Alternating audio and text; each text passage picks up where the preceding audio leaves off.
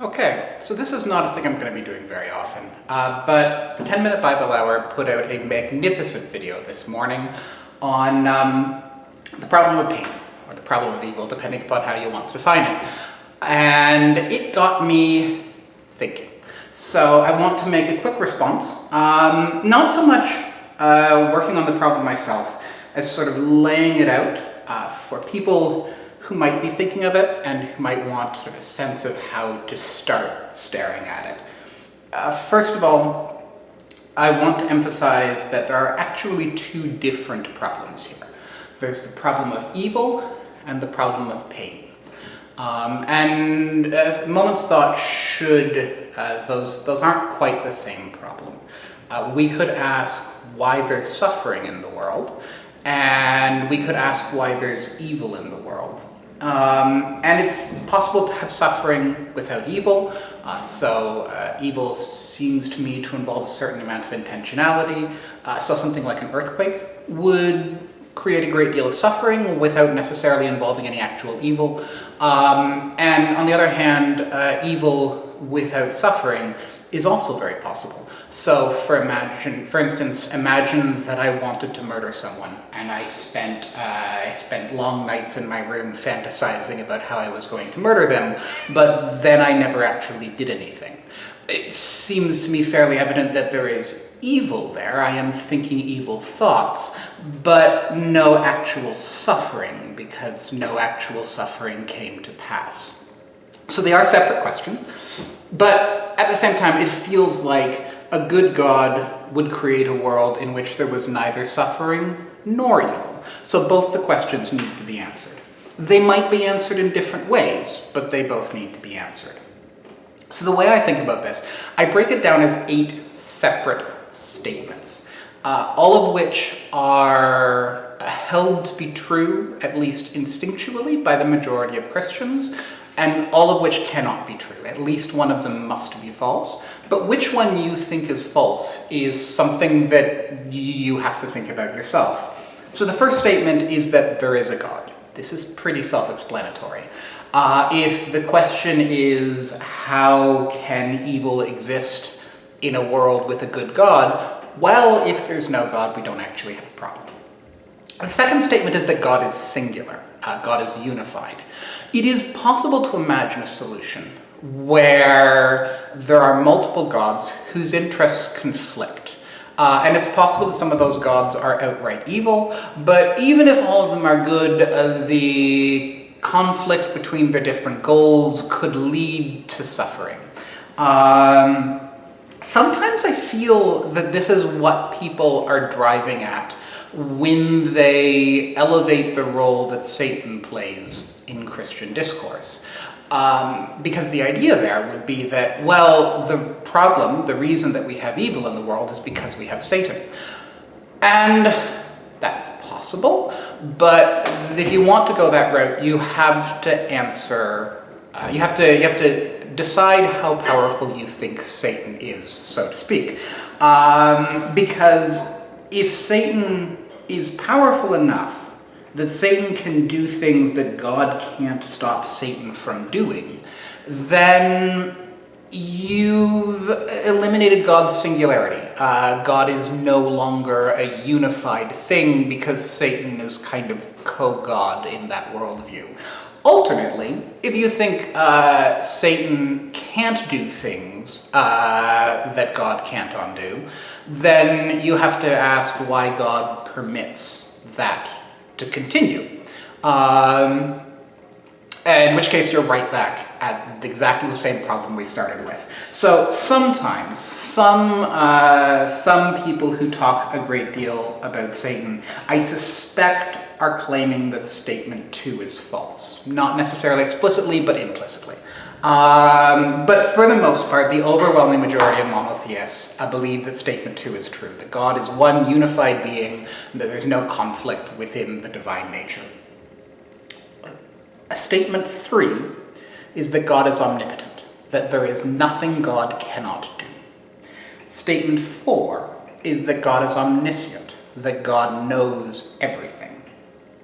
Both of those, again, seem fairly uncontroversial within the Christian world. Statement 5 is that an omnipotent, omniscient God would be capable of creating a world in which there was no suffering and no evil. This is not as obviously true as it seems at first glance. I think that it is true, but I don't think that it's obvious that it has to be true.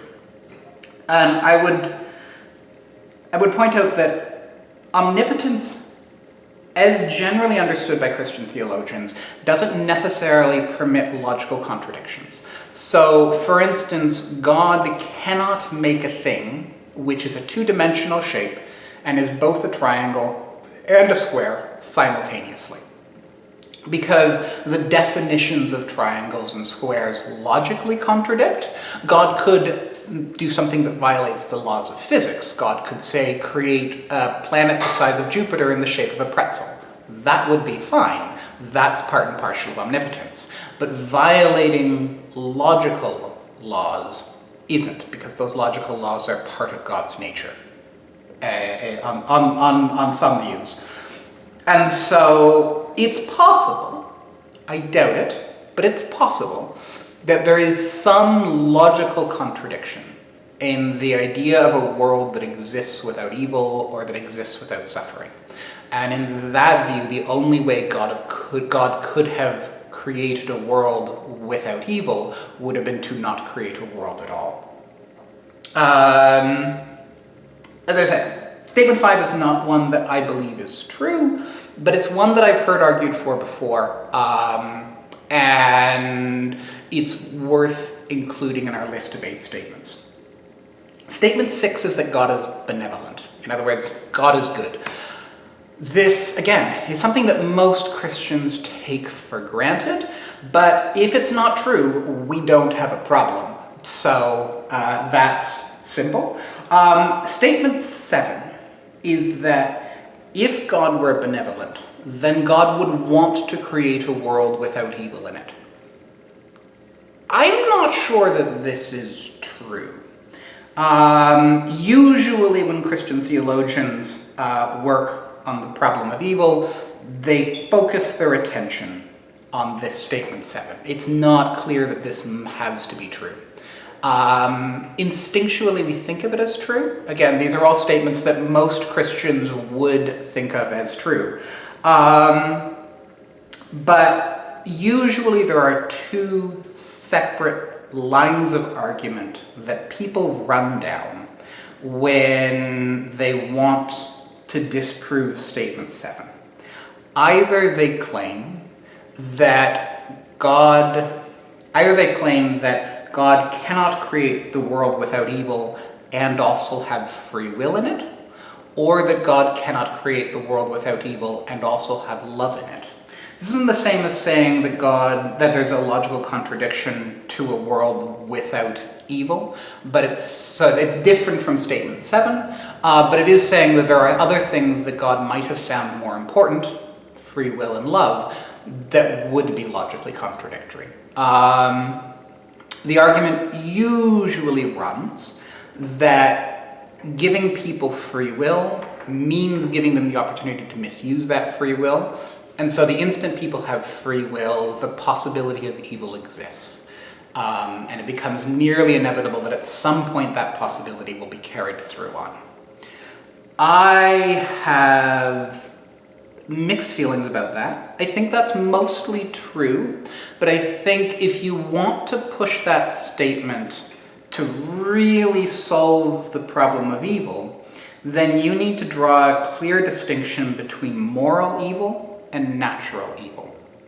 So moral evil is evil that people do and do intentionally. So if I hurt someone knowingly because I want something, then that is a moral evil. And that is explicable through the free will argument. But natural evil is something like an earthquake, where it's not clear that there's any moral element whatsoever. Certainly, a world in which we have free will is not incompatible with a world in which there are no earthquakes, presumably. There might be something that makes that incompatible on a grand cosmic scale. I don't know, but I doubt it. And so often people will then go on to argue that natural evil can be explained by some combination of providing opportunities for love, or providing opportunities for us to grow ethically. These are all really interesting arguments, and I think some of them really do work very well. I think for myself, as with many of the theologians I know, and really as with the 10-minute Bible Hour video that started this, most people take statement 7 as the weakest of them. Statement 8 is that evil exists. Now, this is where we come back to this distinction at the beginning between the problem of suffering and the problem of evil. It is clear that there is suffering in the world. But again, and so if you're reading this, if you've been reading this as the problem of pain, then statement 8 is clearly true. Suffering clearly exists. But if you're reading this as the problem of evil, which I think is the more important of the two problems, then it is not clear that evil exists. It's not clear that it doesn't. It certainly appears to exist. But as I said way back at the beginning, it feels to me like evil requires a degree of intentionality. And an argument could be made that the suffering in the world comes not from intentional evil, but from, in other words, we don't live in a world full of people who are jerks to one another for no reason. We live in a world full of people who are screwed up and don't quite know what they're doing, and are maybe afraid and acting out of fear, none of which is the same thing as people who are intentionally malicious to one another. And an argument could be made that human nature isn't as bleak as we imagine it is, and the nature of people as they interact with the world is fundamentally good. But that, if you buy that, I'm not sure if I do, but I've heard the argument made very, very well before. And I am sympathetic to it. If you buy that, then the problem of evil disappears, because evil just isn't a thing. But the problem of suffering is still there, and is still every bit as significant as before. In fact, probably more significant than before.